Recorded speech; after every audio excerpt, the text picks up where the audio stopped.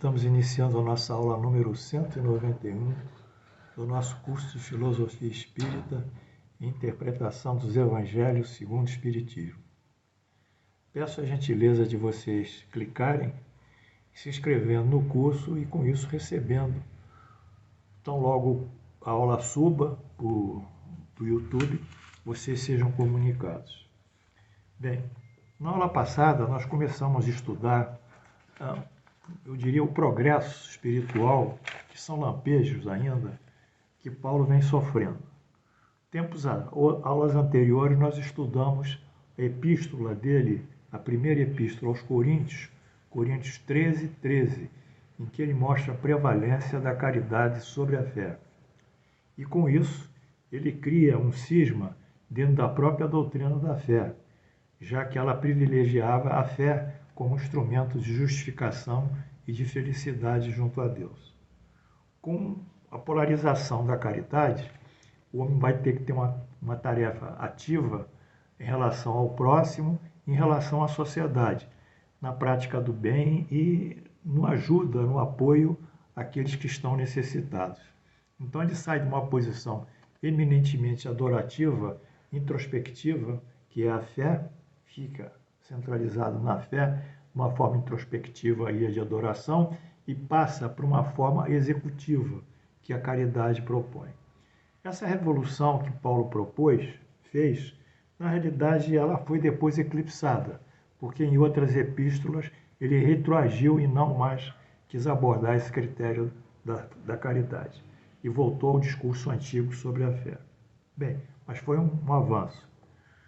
Outro ponto que nós vimos na aula passada, foi a concepção de Paulo sobre a ressurreição do corpo, que ele chama o corpo espiritual, que é o corpo físico, vai promover a sua ressurreição no corpo espiritual. Essa posição de Paulo, ela se choca um pouquinho contra a doutrina farisaica, de qual ele era um fariseu, doutor da lei e fariseu, que não admitia que o espírito voltaria a ocupar o próprio corpo, depois o próprio corpo morto, enterrado, enfim, uma coisa muito absurda, eles não tinham essa ideia.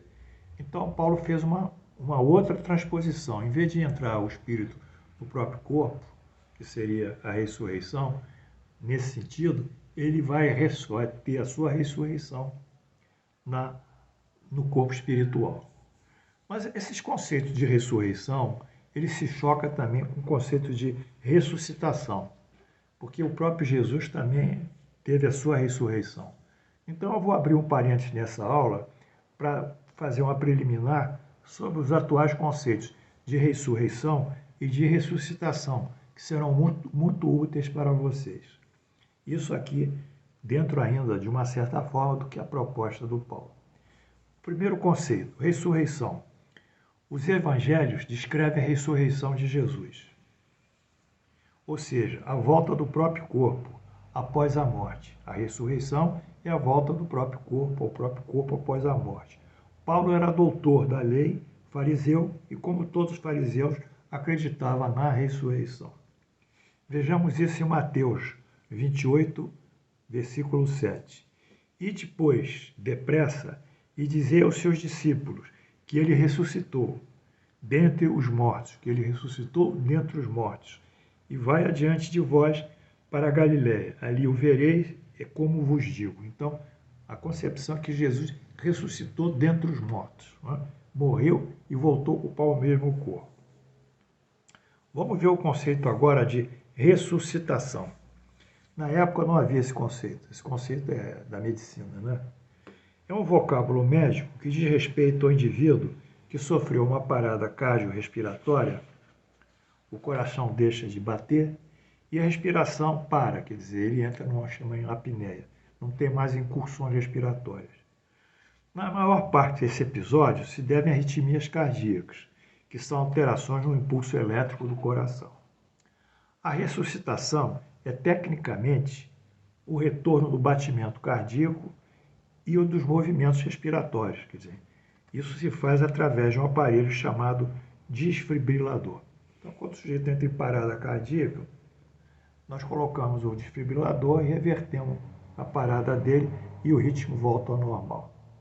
Bem, isso que a medicina propõe hoje. Na época eles nem sabiam isso. Mas vamos mais um ponto. Quando ele diz que Jesus voltou da morte.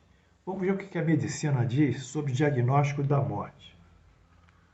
Hoje, esse diagnóstico de morte hoje é chamado de morte encefálica, cérebro. Ele segue um critério rígido e protocolar estabelecido no Brasil pelo Conselho Federal de Medicina. Isso é uma resolução, acho que é 23 de 77, essa resolução. Número 77. Os critérios para se diagnosticar a morte tem, primeiro, um critério clínico. Nós fazemos o exame neurológico, avaliamos o estado de consciência do indivíduo, vemos se eles têm algum tipo de reação, algum reflexo pálpebro-ocular, colocamos uma coisa no olho, o olho não se mexe, a pupila também, colocamos uma lanterna para ver se a pupila abre ou fecha, enfim, e fazemos alguns reflexos, um estudo brevemente neurológico e vemos que o sujeito está reflexivo, está sem consciência. Bem, em seguida, nós fazemos o exame cardiorrespiratório, podemos fazer junto, e verificamos que ele não tem mais batimento cardíaco nem incursão respiratória, ou seja, o eletrocardiograma é zero, não tem nenhuma voltagem. E fazemos exames complementares também com o eletroencefalograma. O eletroencefalograma vai determinar também um traçado basal zero. Então, é sujeito clinicamente e de acordo pelo exame neurológico e de acordo também com os exames complementares, o eletrocardiograma e o eletroencefalograma, nós verificamos que ele alcançou o óbito. Então, esse diagnóstico de morte. Agora, transpondo isso para a época de Jesus, os ressurretos, aqueles que tinham a ressurreição, segundo o conhecimento da época, daquele povo, não tinha esses dados da medicina, como hoje nós concebemos. Mesmo porque a morte, do ponto de vista fisiológico, é irreversível. O sujeito morreu, mesmo com esse diagnóstico de morte, ele não vai voltar. Há uma isquemia cerebral, as células já começam a se deteriorar, não tem oxigênio mais, enfim, é a morte. Bom, os critérios são descritos na época em que se passavam, eram possivelmente o que o indivíduo tinha passado era uma espécie de arritmia cardíaca na época, ou um estado homossímpico, uma perda de consciência, um assímpico, e até um estado semelhante ao coma, que é a letargia, que o sujeito fica numa situação vegetativa, mas não morre. Ele tem traçado eletroencefalográfico, tem batimento cardíaco e a respiração é muito sutil, mas ele faz excursão respiratória. Bem, o que é que nós chegamos, meus alunos? Mediante esses fatos aqui da ciência, a ciência vai entrar na religião. E entra. Porque nós buscamos o melhor e a verdade. Se a religião não aceita, a ciência explica. Então, Allan Kardec faz os seguintes comentários. O fato do retorno à vida corpórea de um indivíduo realmente morto seria contrário às leis da natureza. Isso que ele fala lá atrás, em 1858, quando publicou esse livro, A Gênese. E, por consequência, um milagre. O que não é necessário recorrer a esta ordem de fatos para explicar a ressurreição operada pelo Cristo. Muito bem. Se entre nós as aparências enganam, por vezes os acidentes dessa natureza deviam ser frequentes naquela época, num país onde não se tomasse nenhuma precaução e o sepultamento fosse imediato. Nós temos ali uma passagem bíblica que a pessoa morre e é enterrada, depois localizam em 3 horas após. Né? Enfim, não se tinha realmente um diagnóstico de morte. Após toda uma probabilidade que nos nos 2 exemplos anteriores que a Kardec fala, que é a filha de Jairo, que é chefe da sinagoga, essa filha de Jairo tinha apenas 2 anos e entrou no estado letárgico e foi curada, foi ressuscitada. Marcos 5, 21, 43. E o filho único de uma viúva da cidade de Naim, também. também foi ressuscitada pelo Jesus. A partir do poder fluídico de Jesus, que Jesus possuía, nada é de extraordinário em que o fluido, a energia que Jesus passa e se dirige a essas pessoas que estão no estado vegetativo e pela força de vontade de Jesus e a grandeza espiritual dele, elas tenham reanimado os sentidos entorpecidos e que tenham mesmo podido voltar ao corpo, onde o espírito estava prestes a deixá-lo, tanto que o laço espiritual não tinha ainda sido definitivamente rompido.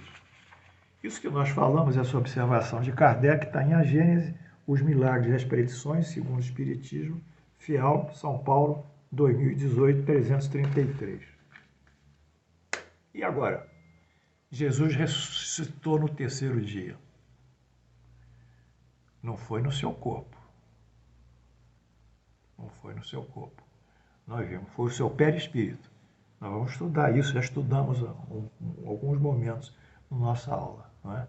O perispírito, nós estudamos, e Jesus, o corpo de Jesus ficou, não há como ele voltar a um corpo que se putrefez, as células se sofreram uma dissolução pelas enzimas, orgalise enzimática, não existe isso, a medicina não comporta esse tipo de hipótese. Então, como a ciência diz que ele não ressuscitou, diz a ele que, na realidade, ele voltou no seu perispírito, seu corpo perispiritual. Entretanto, voltando agora a Paulo, em seu discurso, ele avança na nova concepção sobre a ressurreição, voltando lá atrás, em que esse vocábulo na cultura da época, como nós dissemos, era a ressurreição, só tinha ressurreição, não tinha ressuscitar.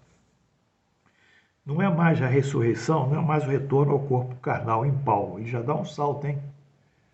Como antes defendia quando era integrante da seita dos fariseus, fariseu que era.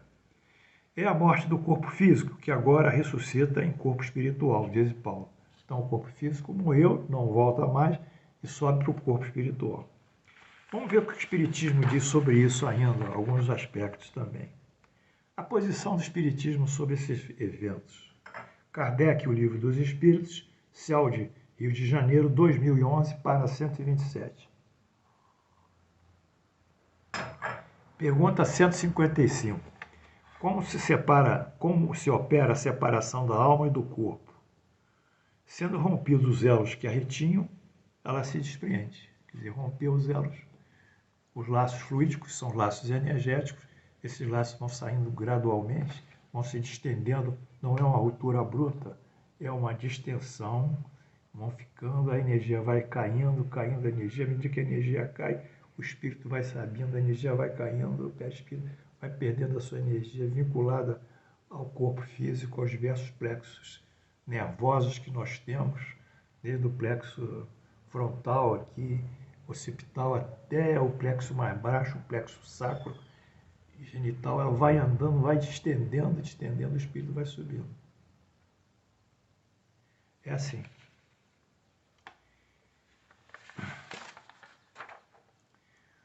A separação aí, o professor comenta, a separação se opera, não se opera instantaneamente. E por uma busca à transição, ele pergunta, não. Há uma linha nitidamente traçada entre a vida e a morte? Pergunta o professor, não.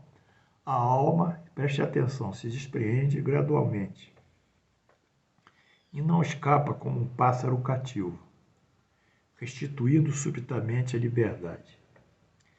Esses dois estados se tocam e se confundem. Assim o espírito se despreende, pouco a pouco, dos seus laços. Eles se desatam, não se quebram. Durante a vida, o espírito se despreende do corpo por seu envoltório semimaterial perispírito. Durante o sono, durante uma hipnose. A morte é a destruição do corpo, somente do corpo, e não do perispírito, que se separa do corpo quando nele cessa a vida orgânica. E aí ele começa a se separar. Então, na aula de hoje, nós tivemos ensejo de estudar essa modificação gradual que o nosso Paulo está tendo sobre a concepção de vida espiritual. Ele já assinala a existência da vida espiritual, já assinala um corpo celestial, já diz que a ressurreição não se dará na carne do corpo, mas sim no corpo celestial. Isso foi um grande avanço. E estudamos aqui os conceitos sobre ressurreição e ressuscitação, que é um conceito eminentemente médico, e questionamos também a ressurreição de Jesus, como consta na Bíblia, que Jesus teve a sua ressurreição no terceiro dia. Não foi isso, foi o seu perispírito. Mas as coisas são contadas pela religião, que é dogmática, que é ortodoxa, que cria mitos e conceitos para levar os seus fiéis a um estado de reverência e submissão a esses conceitos superiores, pretensamente, mas a ciência, ela invade esses conceitos de morte e define realmente que não é possível o sujeito morrer e ressuscitar. Ele morre e quando ele aparece outra vez, nada mais é que uma condição do seu espírito. Bem, do seu perispírito. Eu tenho um livro aqui que eu queria mostrar para vocês. Essa é a edição nova, Nem Céu ou no Inferno, do Allan Kardec. Vocês têm que comprar esse livro. A edição que nós temos hoje, O Céu e o Inferno, é uma edição que tem erros conceituais e foi deturpada por um viés catolicista de remissão de pecados e tudo mais que a doutrina, diria, da crucificação propõe.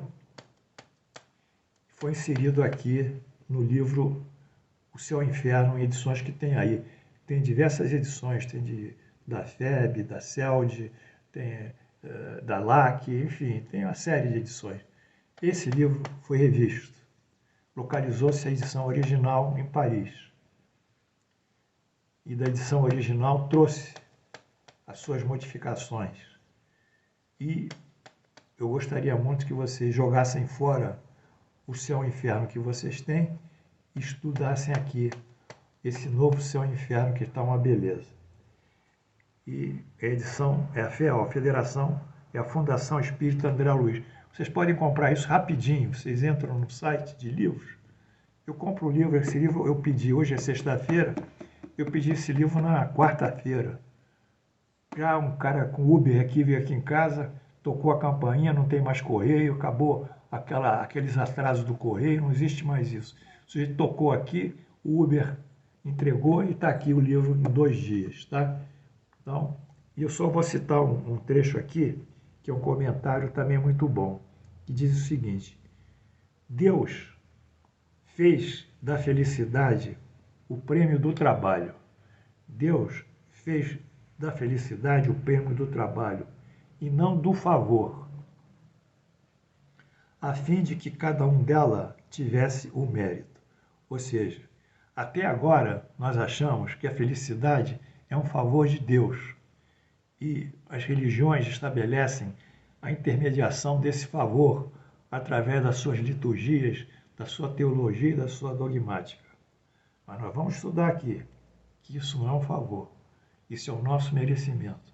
As leis de Deus são neutras no sentido em que se nós fizermos o bem, nós receberemos o bem. Se nós fizermos o mal, nós receberemos o mal. Portanto, é nesse sentido que nós temos que entender que a felicidade está aberta, desde que nós possamos mudar as nossas concepções de felicidade, sabendo que a felicidade deflui dos nossos atos, sobretudo da caridade. Sejam felizes, apliquem-se no bem, apliquem-se no merecimento, deixem o misticismo de lado, deixem a superstição, deixem as crenças, deixem as liturgias, deixem os médios que dão mensagens apocalípticas, espíritos dando mensagens apocalípticas, né? Inclusive, né, hoje em dia a rede social está cheia dessas mensagens. Entendam que realmente a felicidade é uma conquista pessoal de cada um. E vocês vão ver isso aqui no Céu, nem o Céu nem o Inferno, uma belíssima tradução do Paulo Henrique de Figueiredo, que é de São Paulo, e do Lucas Sampaio, que é de Salvador, da Bahia. E que Deus nos ampare em mais essa luta para a divulgação do espiritismo parisiense, tal como o professor Kardec ligou. Flores para todos.